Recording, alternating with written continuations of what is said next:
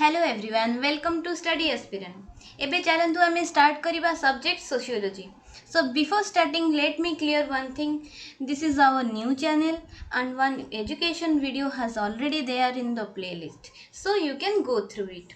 So before wasting any time, let's get started.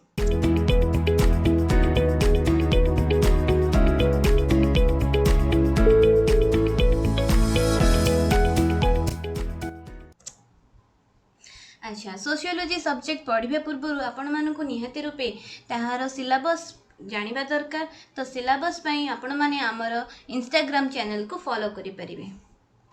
So unit 1 sociology row first subject first chapter होची introducing Indian society ता माने भारतीय समाज रो परिचय. तो भारतीय समाज रो परिचय रो फर्स्ट बुलेट पॉइंट होची भारतीय समाज रो संरचना बा composition of Indian society. Then before going details in the subject आमे फर्स्ट कंटेंट रे कौन कौन अच्छी देखीदबा. First introduction the composition of Indian society माने भारतीय समाज रो संरचना विषय जानिबा. तो डेमोग्राफिक माने जनसांख्यिक संरचना. देन नेक्स्ट जियोग्राफिकल माने भौगोलिक रूप से केमिति आमे भारतीय समाज रो संरचना करिचु. देन नेक्स्ट लिंग्विस्टिक माने भाषागत संरचना. नेक्स्ट रिलीजियस माने धर्मीय संरचना. नेक्स्ट रैशियल माने प्रजातीय संरचना. नेक्स्ट ट्राइबल ता माने जनजातीय संरचना.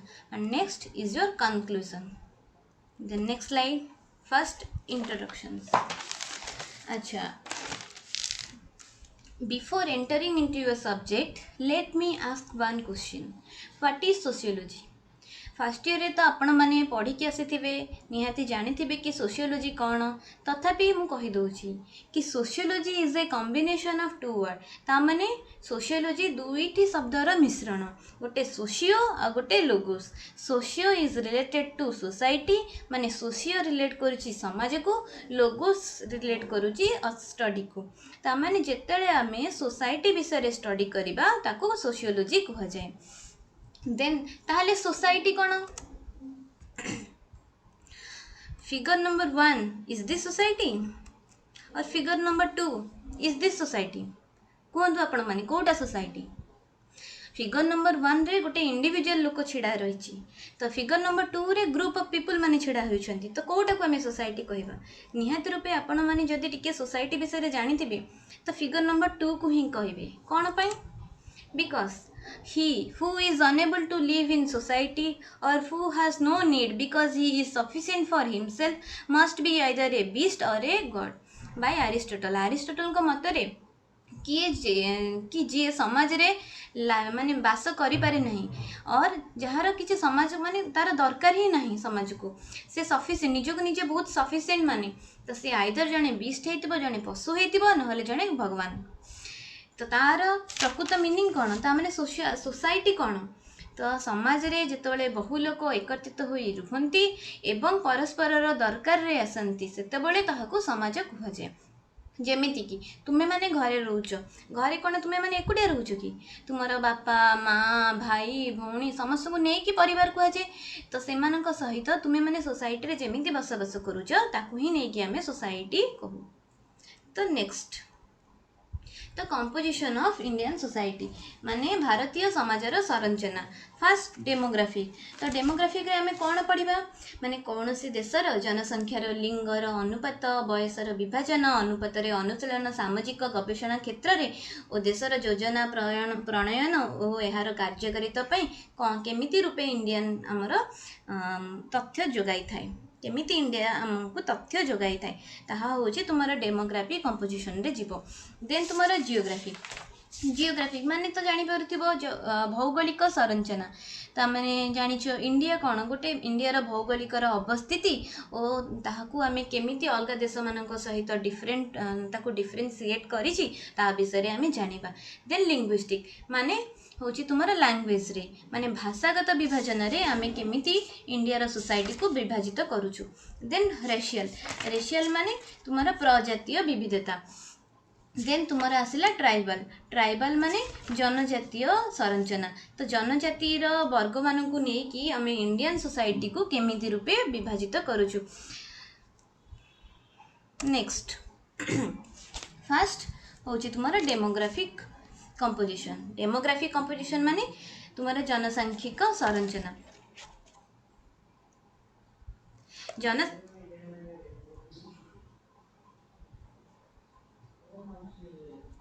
जनसंख्या संरचनार अर्थ है जनसंख्यार बयस लिंग वैवाहिक प्रशस्ति रे विभाजन करी विश्लेषण करवा। ताने कौन सी देशर जनसंख्यार लिंगर अनुपात बयसर विभाजन अनुपातर अनुसरणी सामाजिक गवेषणा क्षेत्र में देशर योजना प्रणयन एवं यार कार्यकारिता केमिति रूपे यह उपयोगी ता विषय आम अध्ययन करवा। सो तुम मानक तो सब जना कि भारत पृथ्वीर द्वितीय जनबहुल देश और वर्तमान समय देशर जनसंख्या हाराहारी 121 कोटी रु अधिक एवं 16 भागरू अधिक लोक आमर इंडिया रे बसवास करती। तो इंडिया हूँ कौन तो ये देखो आपण मैंने India is the second largest most popular country in the world. मुझे जस्ट टिके पूर्व कहली कि भारत द्वितीय पॉपुलर कंट्री और 16% of the world populations are live in this peninsular as per the 2011 census wise the total population of India exceed करुच्ची 121 करोड़। तांको मध्यरु मेल पॉपुलेशन तुम्हारा 62 करोड़ फीमेल पॉपुलेशन होची 58 करोड़।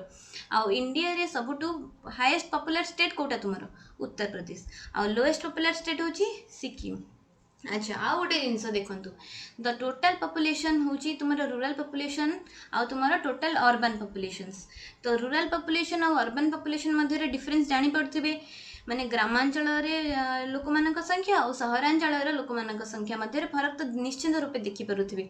तो फरक रू कौन जापि कि सहरांचल दिन को दिन लोक मान संख्या बढ़ी बारी चली कौन यार कारण हूँ इंडस्ट्रियलाइजेशंस माने सहर मानक जेहेतु इंडस्ट्री वृद्धि बढ़ी बढ़ी चली तो लोक मैंने ग्रामांचल चाष बास सब नक सहरांचल को आसी जाउछंती कौन इंडस्ट्री रे काम करिकी रहिबा।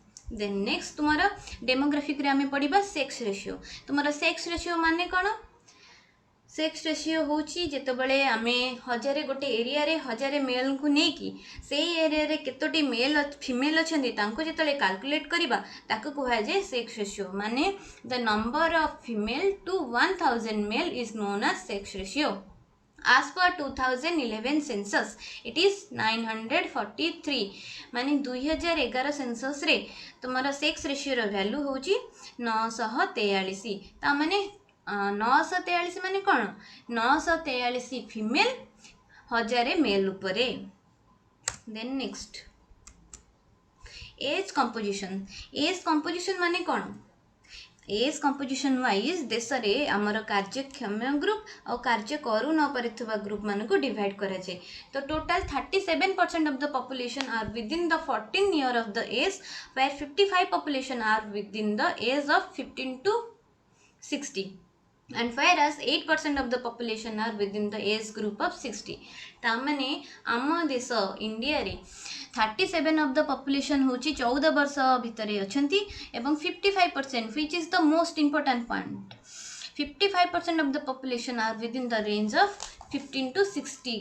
तामने आम इंडिया गोटे कार्यक्षम ग्रुप मध्य को जाउची। अच्छा तो मैं पूरा आहुरी डिटेल्स जीवा पूर्व आउ गोटे जिनस मु कहबा को भूली जाइछि डेमोग्राफी। तुम डेमोग्राफी पढ़ी देल बट डेमोग्राफी रो एक्चुअल मीनिंग जानछ कि सेमती जमती मु तुमको कहितली सोशियोलॉजी सोशियो आ लोगोस को नहीं कि बनीची सेही भले डेमोग्राफी। तो डेमोग्राफी भी दुईटी शब्दर मिलन रे तैयारी गोटे डेमोस आ गोटे होची तुम्हारा ग्राफेन। तो डेमोस माने होची पीपुल आ ग्राफेन माने होची डिस्क्राइब माने पीपुल मान को आम जो डिस्क्राइब करवा माने description of the people is known as तुम्हारा डेमोग्राफी। ता माने केते मेल केते फीमेल केते चाइल्ड केते ओल्ड पीपुल ए सब जिनस डेमोग्राफिक कैलकुलेशन रे आम देश कुहे। आम तो कहूना के आम देश कुहे आम देश माने आम सरकार केमिति कहती सेंसस। तो सेंसस केबे हुए प्रति 10 वर्ष थरे इंडिया रे सेंसस हुए। तो जेहेतु आम ये देखुचे डाटा रे लिखाई एज पर 2011 सेंसस माने 2011 मसीह आमर सेंसस होता तार 10 वर्ष माने 2021 मसीह आ गोटे सेंसस हेबो। तो एबेर सिचुएशन कौन चलती चारिआडे कोरोना। तो देखा जो एबे सिचुएशन रे हमर 2021 मसीह सेंसस होउची कि न होउची ता तो भगवान को ही जाना। तो आमे माने किंतु पढ़ी चलिबा। तो नेक्स्ट तुम्हारा लिटरेसी रेट माने तुम्हारा साक्षरता हार, तुम्हारा देश रे केते साक्षरता हार ताकू भी हम देश मेजर करे। तो तो टोटल लिटरेसी रेट आमर 2011 सेंसस वाइज केते 74%। और मेल लिटरेसी रेट केते 82.10%। और फीमेल लिटरेसी रेट हूँ तुम्हारा 65.50%। ये तुम्हारा लिटरेसी रेट मध्य किसी फरक तो निश्चित रूप तुम देखुव कौन पर सब कि आजिकल आमर जो समाज तो बहुत डेभलप कलानी। पुराणा काल कथा टिके मन पकाओ, जिते गोटे घरे 4टी झील थे आ गोटे पुओ थे तो कौन कहते झीलटा कौन पाठ पढ़ मो पुओटा को पाठ पढ़ेले केते कौन कर आमर। तो यही सब जिनस आमर लोक मानकर माइंड रे थिला। तो धीरे धीरे ये सब जिनस चेंज है जमती आम सरकार से बहुत सारा स्कीम चलाउछंती, बेटी पढ़ाओ बेटी बचाओ। तो ये सब इंडिया डेमोग्राफिक थ्रू रे डेमोग्राफिक कंपोजिशन रे किछिटा मात्रा रे चेंज हेलानी। तो आगु मध्य हेबो। तो लिटरेसी रेट रे सबुठु माने तळ स्तर रे स्टेट होची Haryana. Then next coming to next composition our geographical composition. तो जियोग्राफिकल कंपोजिशन माने तो आपण जानिथिबे कि भौगोलिक संरचना, गोटे देशर भौगोलिक संरचना केमिति रहिबा दरकार। तो कौन सी एक देशर भौगोलिक अवस्थिति साधारणतः तार इतिहास को प्रभावित करिथाय। तो माने आमे प्रीवियसली जहाँ थिला ताकू ही नहीं कि आमे किछि आजिकली देखुचे ना जियोग्राफिकल तमे किछि चेंजेस करि परिबो कि this is factual information you have to remember it. But ता माने नुह कि जियोग्राफी को आमे पूरा घोषि दबा। तो जियोग्राफी संरचना पढ़िबा पूर्व मु आपण मानन को जे आपण माने निज पाखरे गोटे इंडिया रो मैपटी छोट मैपटी रखंतु, हेले आपण को मन रखिया को बहुत सुविधा हबो। देन आयतन दृष्टि भारत एक विशाल देश, यार विस्तृत एते व्यापक जे रूसिया व्यतीत समग्र यूरोप रे मध्य यह रही परिबो। तेणु भारत को साधारणतः एक उपमहादेश बोली कहुछि। अच्छा आपण माननकु इंग्लिश और ओडिया लैंग्वेज रो बहुत प्रॉब्लम होथिबो बिकॉज स्लाइड रे सब जिंस इंग्लिश रे अछि। मु आपनकु ओडिया रे बुझौछि, केतेबेले इंग्लिश रे बुझौछि। Actually due to this corona situation आमे माने टिके नोटपैड किनि पारिनु, तो सेथिबें बहुत टिके इश्यू रहिछि। तो आगो को ए सिचुएशन ठीक हे गला परे आमे माने ओडिया रे भी आपण माननकु प्रोवाइड करबो। आ गोटे कथा जदि आपण माननकु ओडिया रे सब जिंसर नोट पूरा डिटेल्स रे दरकार तो आपण माने कमेंट सेक्शन रे कहि परिबे। अच्छा आमे कोठी थिले कि हां आमे भारत को साधारणतः एक उपमहादेश बोली कह जाए। यह पुणी चतुर्दिगरे देख इंडिया रो मैप देखुच तो ऊपर पटे माने तुमार उत्तर दिगरे कौन अच्छी हिमालय माउंटेन, तुमार दक्षिण पटे कौन अच्छी इंडियन ओशन, तुमार पूर्व पटे बे ऑफ बेंगल, पश्चिम पटे अरेबियन सी। माने इंडिया को चतुर्पार्श्व रे 4टी जिनस एमिति रूपे रखिछंती गोटे सुरक्षा वलय सदृश। तो उत्तर पश्चिम दिगरे तुमार हिंदुकुश और सुलेमान पर्वतमाला, उत्तर पूर्व दिगरे आसाम रो गारो खासी पर्वतमाला मध्य अवस्थित। तो इंडिया रो मैप तुमे माने भल भाबरे देखिलो। आ गोटे जिनस देखंतु कि हमर नॉर्थ रु साउथ, नॉर्थ रे किए काश्मीर, साउथ रे किए कन्याकुमारी, ता मध्य रे डिस्टेंस होची 3214 किलोमीटर। देन नेक्स्ट तुमार वेस्ट रु ईस्ट माने गुजरात वेस्ट रे, ईस्ट रे होची अरुणाचल प्रदेश, ता मध्य रे डिस्टेंस होची 2933 किलोमीटर। तो ये सब जिनस फैक्चुअल इन्फॉर्मेशन तुम मानकु जस्ट मु देखौची, तुमे माने बुझिबो कम मन रखिबो अधिक। देन देखो first India is Bharat that is has some geographical identity. India Bharat तार किछि भौगोलिक रे अवस्थिति रही अछि। देन टोटल एरिया इंडिया रो देखिले then it accounts 2.4% of the total world area. जदि आमे टोटल वर्ल्ड एरिया को 100% धरिबा तो इंडिया तार 2.4% भाग कब्जा करिछि। देन इट स्ट्रेचेस तुमको इटा कहीदेली कि 3214 kilometre from north to south and 2933 kilometre from east to west. Then next population wise India होची द्वितीय स्थान रे। तो फर्स्ट किए तुम्हारा China, then area wise 7th largest, first एथरे किए रशिया। आउ किछि दिन पर जेमिति हमर पॉपुलेशन बढ़ुछ जदि बढ़ी चलिबो आमे निश्चित रूपे चाइना को टॉप करिके नंबर 1 स्थान रे पहुंची जिबा। देन अच्छा country having common boundary with India ता माने कोन भारतर देश मानक सहित आमर अलगा देश माने केमती लागि रहछन्ती से सब देश मानक विषय रे देखो। पाकिस्तान जानिछो आमर देश, आमर पड़ोसी देश बांग्लादेश, चाइना, नेपाल, भूटान, म्यांमार, अफगानिस्तान। अच्छा कहल पिला माने ए सब देश मानक मध्य सबुठु को देश इंडिया सहित सबुठु लार्जेस्ट बाउंड्री शेयर करे जानिथिबे तो निश्चित रूपे। तथापि मु कहि दूची एहा होची हमर बांग्लादेश। आ सबुठु कम जगह को देश शेयर करूची सेटा होची अफगानिस्तान। अच्छा टिके देखि दियंतु आपण माने मैपटा।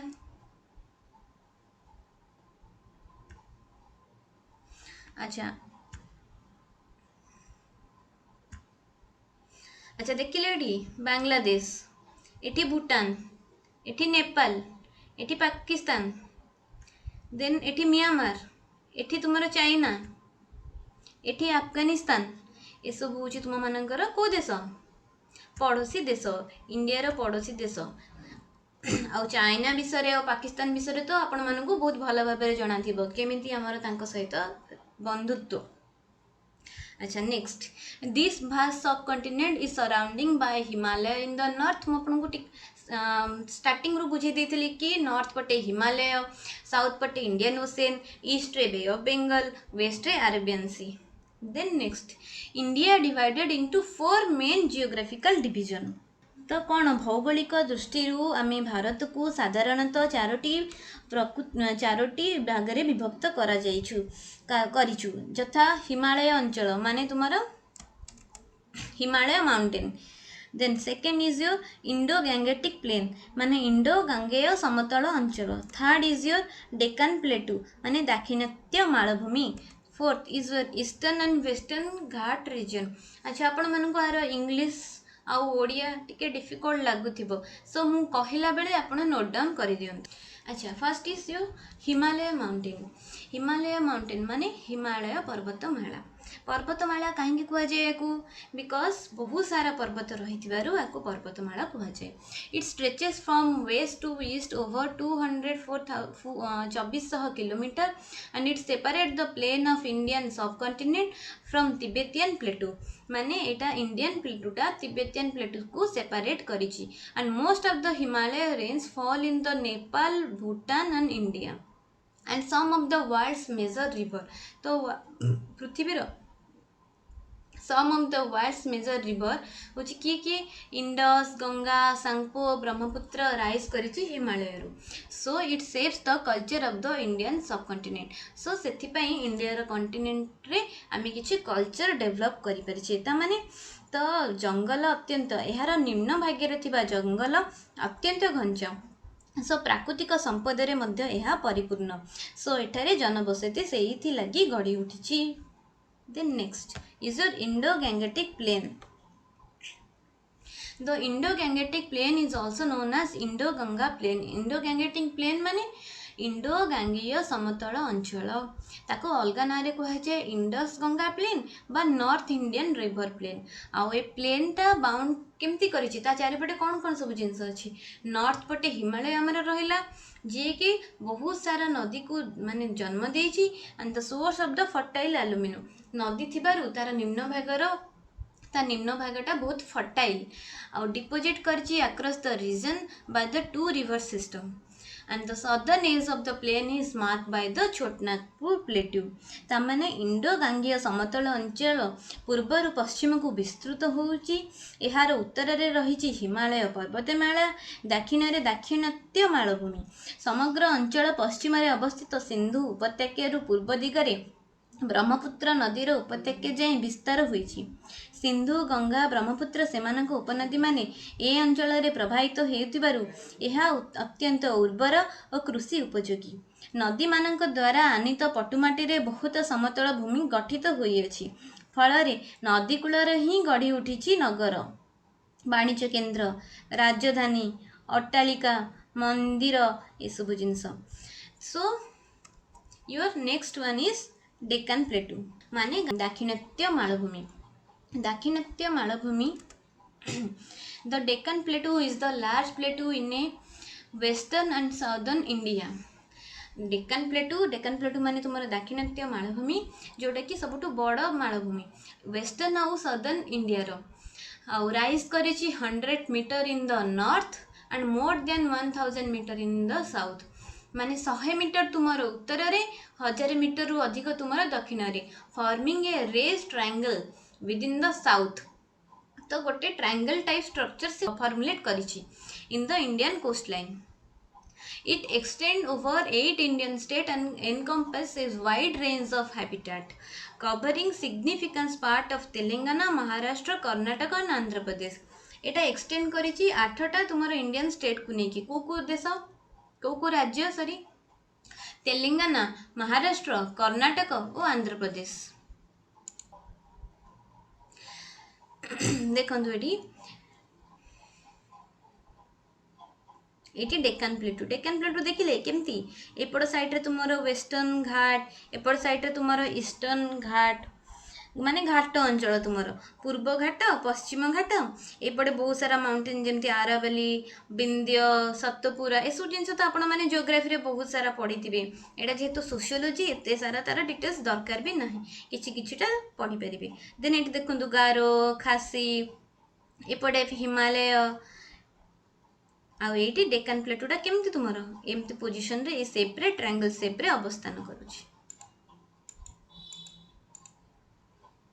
अच्छा,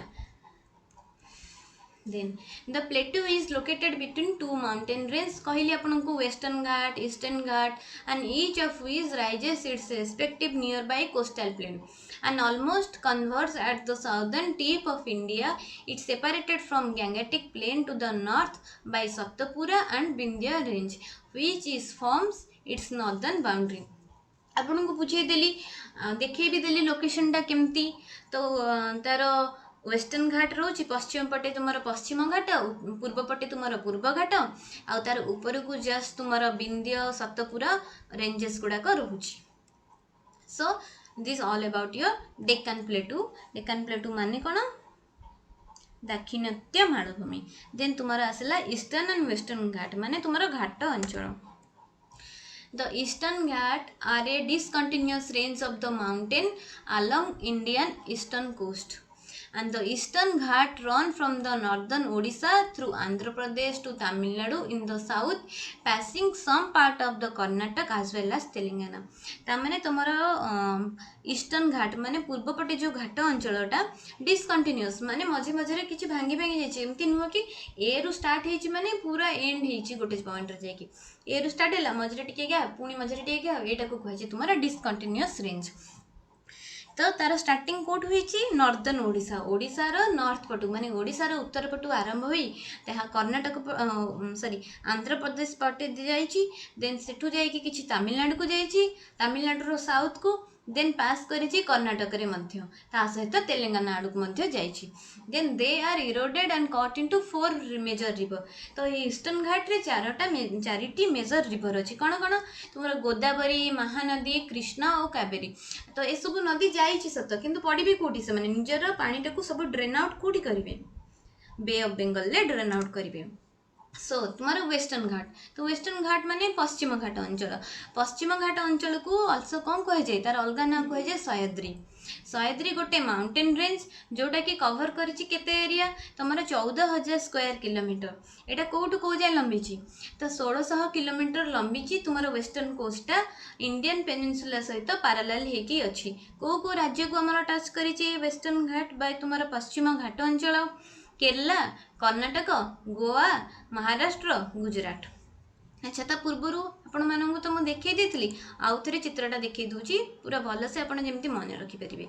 देखूँ ये आउ थे वेस्टर्न घाट एपट साइड रे ईस्टर्न घाट यहाँ डेक्कन प्लेटू ट्रायंगल फॉर्म रे अच्छी। ये तुम हिमालय माउंटेन, ये तुम आरावली, ये विंध्य, ये सतपुरा ये सब जिनस को लेकिन आमर इंडिया भौगोलिक को आम संरचना कर। Next linguistic.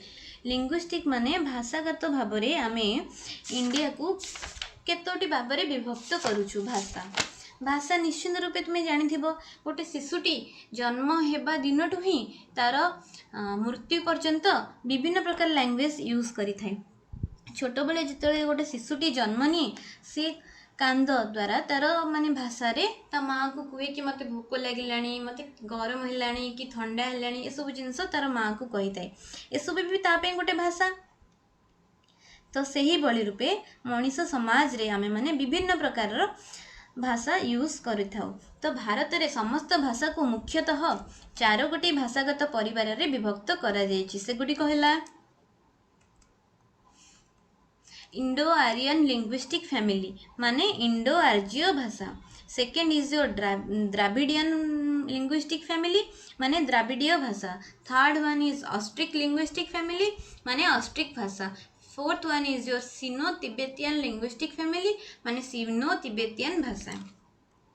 देन आम डिटेल्स रे पढ़िबा इंडो आर्य भाषा कौन। अच्छा देखंतु आसामी बेंगाली गुजराती हिंदी काश्मीर मराठी ओडिया पंजाबी संस्कृत उर्दू लैंग्वेज यही सबू तुम लिंग्विस्टिक फैमिली रो ए इंडो आर्य ग्रुप मध्य रे आसुची। बट ए मानक मध्यरु हिंदी सबुठु इम्पोर्टेंट कौन पाई आम देश रे हिंदी को ऑफिशियली लैंग्वेज रूप में ग्रहण कर देछंती केबेठु। तो नेक्स्ट सो हिंदी केवल हिंदी जे आमे माने कहू ता नुहे Hindi along with its allied language माने हिंदी ता सहित किछि भाषा भाषी जेमिति कि तुमर हिंदुस्तानी उर्दू पंजाबी ये सब भी मदर टंग माने मातृभाषा भाव में बहुत सारा जगह रे कहा जाए। तो माने मोर देन इंडिया रो 50% ऑफ द पॉपुलेशन को लैंग्वेज रे कथा कहती हिंदी रे नहले हिंदुस्तानी रे नहले उर्दू रे नहले पंजाबी रे। तो हिंदी केमिति उत्पत्ति कोठ होइछि तार ए सब एटा भी जानिबा हमकु। तो हिंदी रो उत्पत्ति आमे ईस्टर्न यूपी रे पाइछु and it is borrow from the Sanskrit. तो संस्कृत रो गोटे अछि तुमरा देवनागरी लिपि तो से देवनागरी लिपि रु आमे हिंदी भाषा को डेवलप करिछु। लाइकवाइज उर्दू तुम्हारा डेवलप होइछि पर्शियन रु पंजाबी तुम्हारा डेवलप होइछि गुरुमुखी स्क्रिप्ट रु। सो हिंदी और उर्दू दीटा में कहूची अलगा Hindi and Urdu togetherly known as Hindustani. Hence it resembles Hindi is spoken form. देखो हिंदी और उर्दू दीटा का मैं लिखुचे पूरा पूरी अलगा किंतु सेमानक कहिबारे किछि मिसे। So this is all about your Indo-Aryan linguistic family. The next is your Dravidian linguistic family. Dravidian linguistic family माने द्राविडीय भाषा। तो द्राविडीय नामक यही शब्दटी सर्वप्रथमे रॉबर्ट ए काल्डवेल द्वारा व्यवहृत होइतिला। से प्रथमे द्राविडीय नामक संस्कृत शब्दटी द्राविडीय भाषा परिसरभुक्त कराइथिले। वर्तमान समग्र विश्व रे प्रचलित 26 गोटी द्राविडीय भाषा अटे तन्मध्यरु 25 गोटी द्राविडीय भाषा भारत रे व्यवहृत होउची बुझी पार्थिबे। किंतु जेते सारा द्राविडीय भाषा हमर यूज होउची ता मध्यरु 4टी द्राविडीय भाषा होउची सबुटुकु इम्पोर्टेंट जोटा कि आमर कन्नड़ मलयालम तमिल एंड तेलुगु। तो कन्नड़ कौटी देश कह जाए कर्नाटक रे 5% टोटल इंडिया रो 5% पॉपुलेशन होची कन्नड़ कहूची। Then next is your Malayalam Malayalam होची केरला पटे कहती। देन तमिल को माने कहती तमिलनाडु लोक माने कहती। देन तेलुगु होची को माने कहती आंध्र प्रदेश। तो आमर द्राविडियन लिंग्विस्टिक फैमिली मध्यरु जो 4 गोटी इम्पोर्टेंट भाषा अच्छी सेही मानक मध्यरु तेलुगुटी सबुठु बेसी जगह रे यूज हुए। तो एटा को स्टेट रो मन रखि तो सब बेले आंध्र प्रदेश रो।